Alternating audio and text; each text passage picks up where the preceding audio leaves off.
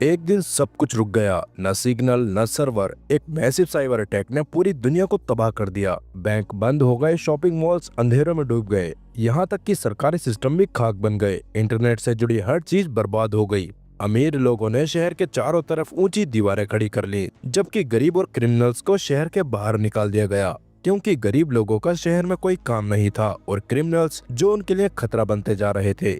शहर के बाहर अब न रोशनी है न खाना। क्रिमिनल्स हर शहर से बाहर निकलने वाले को लूटने लगे और गरीब स्कैवेंजर्स बन गए। जब कुछ भी खाने को नहीं बचा तब लोग एक दूसरे को ही मारकर खाने लगे। अब सिर्फ एक ही रूल है, जिंदा रहना। सरवाइव करने वाले लोगों में एक जॉन भी होता है, जो कि क्रिमिनल तो नहीं था लेकिन गरीब जरूर था। हालांकि उसने मेहनत करके खुद को इस काबिल बना लिया था कि वो शहर के अंदर भी जा सकता है। शहर के बाहर कुछ लोग एज अ मिल्कमैन काम करते हैं, जिनका काम एक शहर से दूसरे शहर तक सामान पहुंचाना होता है। सामान सप्लाई करते वक्त कुछ लोग सप्लाईज को लूटने भी आया करते थे। जॉन भी एक मिल्कमैन होता है। जॉन सामान लेकर जब न्यू सैन फ्रांसिस्को पहुंचता है तब उसकी मुलाकात शहर की चीफ ऑपरेशन ऑफिसर रेवन से होती है। रेवन चाहती थी कि जॉन न्यू शिकागो से उसका एक पैकेज रिसीव करके ले आए, क्योंकि कहीं न कहीं रेवन को पता था कि जॉन से बेहतर इस काम को कोई और नहीं कर सकता और वो रास्ते में आने वाली हर मुसीबत का सामने करने की काबिलियत रखता है। रेवन इस काम के लिए जॉन को न्यू सैन फ्रांसिस्को की नागरिकता ऑफर करती है। हालांकि ये मिशन उसके लिए काफी मुसीबत पैदा कर सकता था, लेकिन नागरिकता का ऑफर मिलने के बाद थोड़े नखरे करते हुए जॉन इस डील के लिए एग्री हो जाता है, क्योंकि बचपन से ही न्यू सैन फ्रांसिस्को में रहना और एक नॉर्मल लाइफ जीना उसका सपना था। यहाँ पर उस पैकेज को रिसीव करने के बदले में नागरिकता देने का एक ही मतलब होता है कि उस काम में बहुत ज्यादा रिस्क है और रास्ता भी बहुत लंबा था, जिसके लिए रेवन जॉन को 10 दिन का टाइम देती है और साथ ही वार्निंग देते हुए कहती है कि अगर वो एक दिन भी लेट हुआ तो ये डील कैंसिल हो जाएगी। उस डील के दौरान रेवन अपने हस्बैंड नोआ और बेटी डव को जॉन से इंट्रोड्यूस कराती है, जिसके बाद वो सब एक साथ बैठकर लंच करते हैं। लंच के बाद जब जॉन उस पैकेज को रिसीव करने के लिए निकल गया तब रेवन का असली रूप सामने आता है। रेवन का हस्बैंड और बच्चे, ये सब एक झूठ था। हस्बैंड और बच्चा बस रेवन के एक प्लान का हिस्सा था, ताकि वो जॉन को इमोशनली अपने काम के लिए मना सके और उसे लगे कि रेवन को उस पैकेज की काफी ज्यादा नीड है। और कहीं ना कहीं जॉन ये सब देखकर उस काम को करने के लिए मान भी गया था। दूसरी तरफ हम देखते हैं कि शहर के बाहर एक सिबलिंग जिनका नाम लाउड और क्वाइट है, वो एजेंट स्टोन से बचकर भाग रहे हैं और कुछ देर तक भागने के बाद एजेंट स्टोन उन दोनों की कार में ब्लास्ट करके उनका एक्सीडेंट करा देता है, जिससे वो दोनों पकड़े जाते हैं। तब एजेंट स्टोन उन्हें एक चॉइस देता है कि या तो वो दोनों को मार देगा या फिर उन दोनों में से एक खुद को मार ले, और प्रेशर में आकर लाउड अपने आप को शूट कर लेता है ताकि वो अपनी बहन क्वाइट को बचा सके। उधर जॉन अपने एक पुराने दोस्त टॉमी के पास न्यू शिकागो के रूट की मैप्स लेने के लिए जाता है। तभी उस मैप के बारे में सुनकर टॉमी जॉन को वार्न करता है कि वहाँ जाना खतरे से खाली नहीं है, वहाँ जाना काफी रिस्की है, इसमें उसकी जान भी जा सकती है। लेकिन जॉन टॉमी की बात को नजरअंदाज करते हुए अपने लंबे सफर के लिए निकल पड़ा। जॉन लास वेगस से होते हुए न्यू शिकागो के लिए जा ही रहा था कि तभी जॉन की मुलाकात क्वाइट से होती है, जिसने अपनी गन पॉइंट पर जॉन को रोक लिया था। क्वाइट को देखकर जॉन को ये समझ आ गया था कि वो किसी न किसी से बचकर भाग रही है। उसी दौरान जॉन और क्वाइट की मुलाकात लास वेगस के रूलर स्वीट टूथ से होती है। असल में स्वीट टूथ एक साइकोपैथिक क्लोन है। स्वीट टूथ को अपनी तरफ आता देख जॉन डिसाइड करता है कि क्वाइट से लड़ने के बजाय उन दोनों को एक दूसरे को कोऑपरेट करना चाहिए ताकि वो इस सिचुएशन से बाहर निकल सके। स्वीट टूथ से बचकर निकलने वाली जॉन की नीति पर क्वाइट एग्री कर जाती है। हालांकि मौका देखते ही क्वाइट जॉन की कार एवलिन को लेकर भागने लगी, लेकिन उसे नहीं पता था कि जब वो पैदा भी नहीं हुई थी तब से जॉन ऐसे लोगों से निपटता आया है। तब जॉन बिना वक्त गवाए किसी न किसी तरह क्वाइट को रोक लेता है। कुछ देर बाद जब जॉन और क्वाइट दोनों स्वीट टूथ को चकमा देकर भाग रहे थे तब उनका पीछा करते हुए स्वीट टूथ जॉन की कार एवलिन के टायर पंक्चर कर देता है। अब ना चाहते हुए भी जॉन और क्वाइट को लास वेगस में ही स्वीट टूथ से छिपना पड़ता है। अचानक स्वीट टूथ को अपनी तरफ आता देख क्वाइट डर के मारे जॉन को वहीं अकेला छोड़कर भाग गई, जबकि जॉन पकड़ा जाता है। जॉन खुद को बचाने के लिए स्वीट टूथ का सामना करता है, पर उसके सामने जॉन ज्यादा देर टिक नहीं पाता और ना चाहते हुए भी उसे स्वीट टूथ से हार माननी पड़ती है। अब स्वीट टूथ जॉन को एक कसिनो में ले आया और उसे मारने के लिए किल म्यूजिक प्ले करता है, लेकिन सर पे कफन बांधकर चलने वालों को मौत से डर नहीं लगता, इसलिए जॉन मरने से डरने के बजाय उस म्यूजिक पे स्वीट टूथ के साथ जैमिंग शुरू कर देता है, जो देखकर स्वीट टूथ को बहुत अच्छा लगा और उसने जॉन से फ्रेंडशिप कर ली। अब स्वीट टूथ डिसाइड करता है कि वो जॉन को जाने देगा, लेकिन उससे पहले जॉन को स्वीट टूथ का शो अटेंड करना होगा। उस दौरान स्वीट टूथ से बात करने पे जॉन को पता चलता है कि स्वीट टूथ एपोकलिप्स के बाद से अकेला रह रहा है। मतलब साफ था कि स्वीट टूथ अकेलेपन की वजह से साइकोपैथ बन चुका था। और साथ ही जॉन को ये भी पता चलता है कि स्वीट टूथ का एक बेस्ट फ्रेंड भी है जिसका नाम हार्ली है। असल में हार्ली कोई और नहीं बल्कि एक पेपर बैग है। शायद आपको भी ये सुनने में थोड़ा अजीब लगे कि एक पेपर किसी का बेस्ट फ्रेंड कैसे हो सकता है। शो स्टार्ट करने से पहले स्वीट टूथ रिवील करता है कि क्वाइट भी उसकी कैद में है, जो सुनने के बाद जॉन को थोड़ा सा धक्का लगा। लेकिन जॉन का क्वाइट को इस सिचुएशन से निकालने का मन तो नहीं था, लेकिन ना चाहते हुए भी जॉन को उसे बचाना ही पड़ता है क्योंकि जॉन की कार की चाबी क्वाइट के पास थी। तब जॉन बीरबल का दिमाग चलाते हुए स्वीट टूथ को कन्विंस करता है कि उसका शो देखने के लिए जितनी ज्यादा ऑडियंस होगी उतना ही ज्यादा मजा आएगा, इसलिए उसे क्वाइट को जेल से बाहर निकाल देना चाहिए। जॉन की बात मानते हुए स्वीट टूथ क्वाइट को प्रिजन से बाहर निकाल देता है, जिसके बाद स्वीट टूथ अपना शो स्टार्ट करता है और शो खत्म होने के बाद स्वीट टूथ जॉन और क्वाइट से फीडबैक मांगता है। हालांकि जॉन और क्वाइट को शो काफी बोरिंग लगा था, लेकिन फिर भी वो स्वीट टूथ का दिल नहीं तोड़ना चाहते थे, इसलिए वो उससे कहते हैं कि शो बहुत ही बढ़िया था। लेकिन स्वीट टूथ को जॉन का ये रिप्लाई बिल्कुल भी पसंद नहीं आता और वो इरिटेट होकर उनकी जान लेने का डिसाइड करता है कि तभी क्वाइट जान बचाने के लिए सच कह देती है। वो उससे कहती है कि शो बिल्कुल भी अच्छा नहीं था। तब स्वीट टूथ को क्वाइट की ऑनेस्टी काफी ज्यादा पसंद आई। तब वो दोनों को छोड़ देता है और साथ ही स्वीट टूथ एक डिसीजन लेता है कि अब से वो शो दिखाने के लिए किसी भी इंसान को नहीं पकड़ेगा, बल्कि वो खुद यहाँ से बाहर निकलकर दूसरे लोगों को शो दिखाएगा। जिसके बाद कसिनो को जलाकर स्वीट टूथ हार्ली को लेकर वहाँ से निकल गया।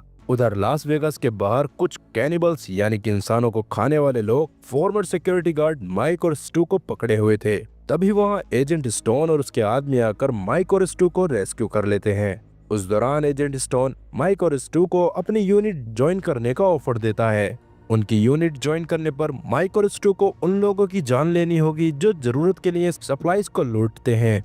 अब ना चाहते हुए भी माइक के कन्विंस करने पर स्टू यूनिट ज्वाइन करने के लिए मान जाता है। तब वो दोनों ही स्टोन की यूनिट ज्वाइन कर लेते हैं, जिसके बाद माइक और स्टू की टेस्टिंग होती है, जहां एजेंट स्टोन दोनों को स्नाइपर राइफल्स देता है और एक ट्रक के पास ले जाकर कहता है कि तुम दोनों को इस ट्रक की हिफाजत करनी होगी, मतलब कि उन्हें ट्रक के पास आने वाले किसी भी आदमी को मार देना है। तभी ट्रक के पास दो लोग आते हैं, जिनमें से एक को माइक शूट कर देता है, जबकि स्टू दूसरे को शूट नहीं कर पाता। तब माइक दूसरे को भी शूट कर देता है, जिसके बाद एजेंट स्टोन माइक को शाबाशी देते हैं और स्टू को ऐसी गलती दोबारा न करने की नसीहत। अब स्टू और माइक को शेफर्ड के साथ एक चेक पॉइंट पर अपॉइंट किया गया। उसी दौरान जॉन और क्वाइट भी वहां पहुंच गए। माइक जॉन से उसका लाइसेंस मांगता है, लेकिन जॉन उन लोगों को चेक पॉइंट पर देखकर काफी हैरान था, क्योंकि जॉन के पास जो मैप था उसमें ऐसे किसी भी चेक पॉइंट के बारे में नहीं था। उसी वक्त क्वाइट की नजर शेफर्ड पर पड़ती है, जिसे देखकर वो उसे पहचान लेती है, क्योंकि लाउड ने जब खुद को शूट किया था तब वहां पर शेफर्ड भी मौजूद था।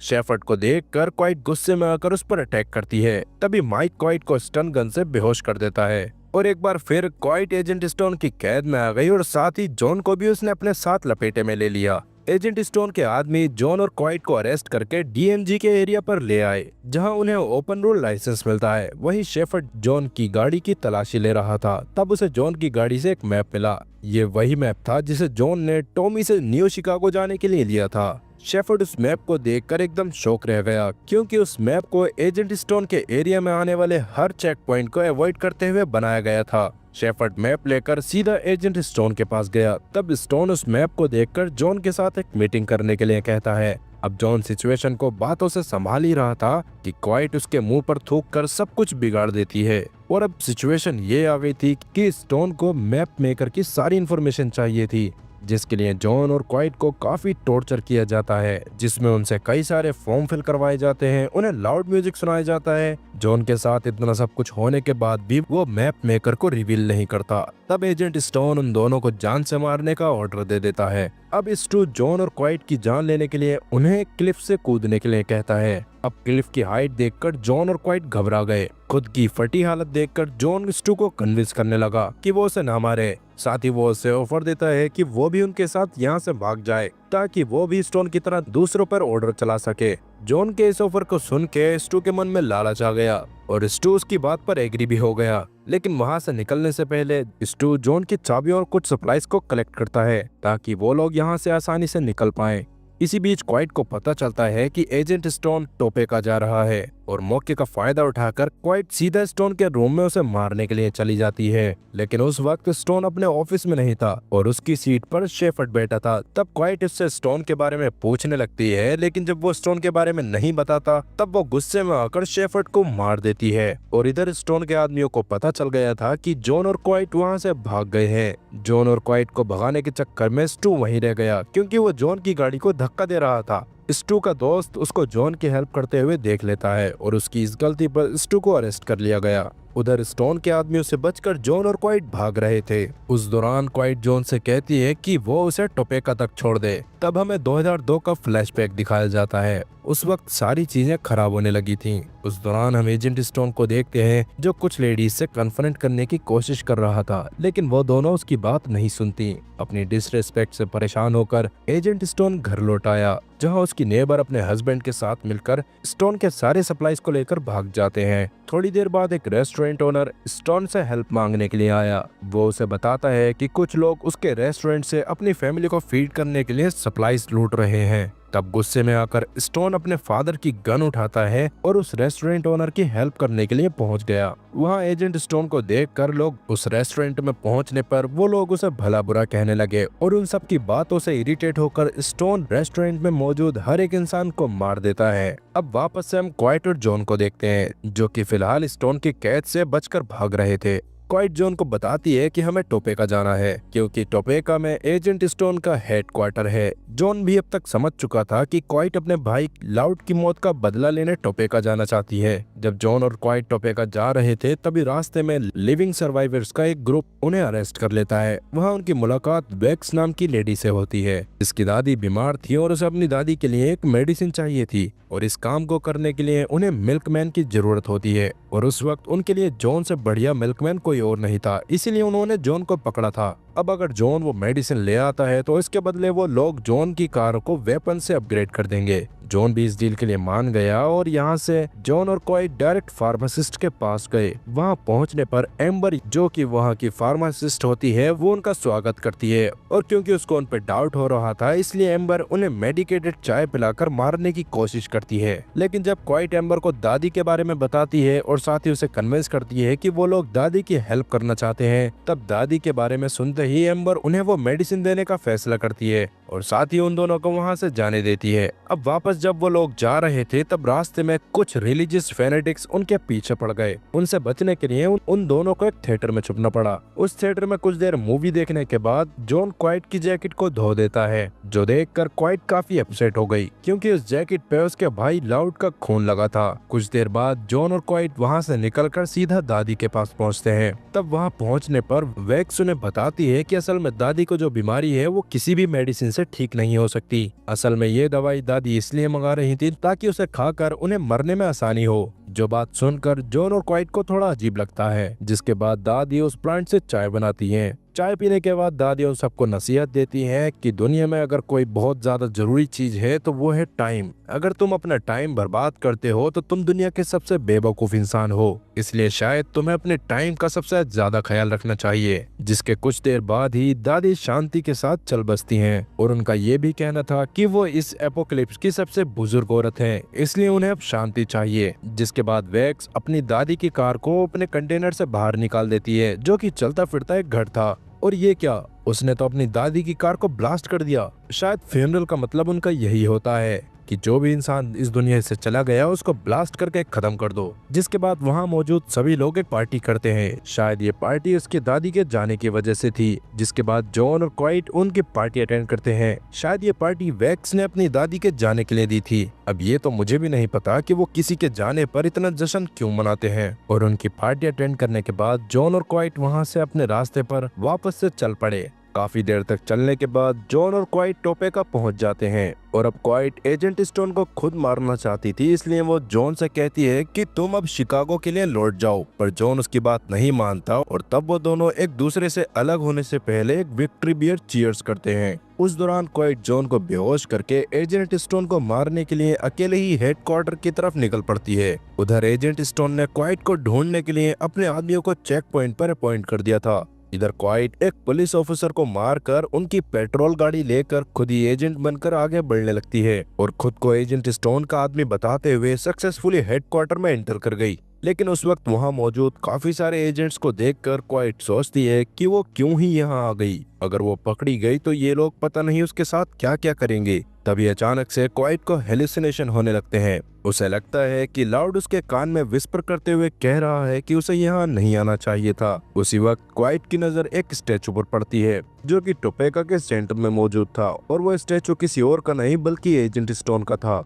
उस स्टैचू को देखकर क्वाइट को यकीन नहीं हो रहा था कि ये लोग एजेंट स्टोन को भगवान की तरह मानते हैं जो रूल एंड ऑर्डर पास करता है इस लॉलेस कंट्री में। तभी अचानक एक एजेंट क्वाइट को पहचान जाती है। तब क्वाइट उसे अपनी गाड़ी से धक्का देकर वहां से भागने लगी। लाउड अभी भी क्वाइट को समझा रहा था कि उसे ये स्टूपिड आइडिया छोड़ देना चाहिए और शायद तुम्हें कहीं न कहीं टोपेका ही नहीं आना चाहिए था। अब क्वाइट की गाड़ी को बहुत से एजेंट चेस करने लगे थे। उसी वक्त क्वाइट डिसाइड करती है कि यहाँ से भाग जाने में ही उसकी भलाई है, लेकिन तब तक उसकी गाड़ी को बहुत से एजेंट घेर चुके थे। अब क्वाइट के पास कोई और चॉइस नहीं बचती और अब उसका सामना होता है एजेंट स्टोन से, जहाँ वो दोनों एक दूसरे को खत्म करने के लिए एक दूसरे के सामने आ गए थे। तो दोस्तों, आपको क्या लगता है कि क्वाइट एजेंट स्टोन को खत्म करके अपने भाई का बदला ले पाएगी या नहीं, या फिर टोपेका क्वाइट के लिए उसकी ग्रेवयार्ड बन जाएगा और जॉन जो अभी तक नशे की हालत में है, क्या वो क्वाइट को आकर बचा लेगा?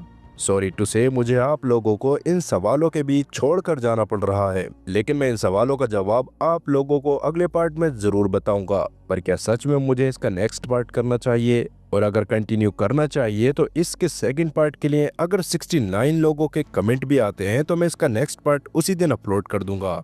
और आप तक ऐसी वीडियोस पहुंचाने के लिए मैं हमेशा मेहनत करता रहूंगा। तब तक के लिए गुड बाय।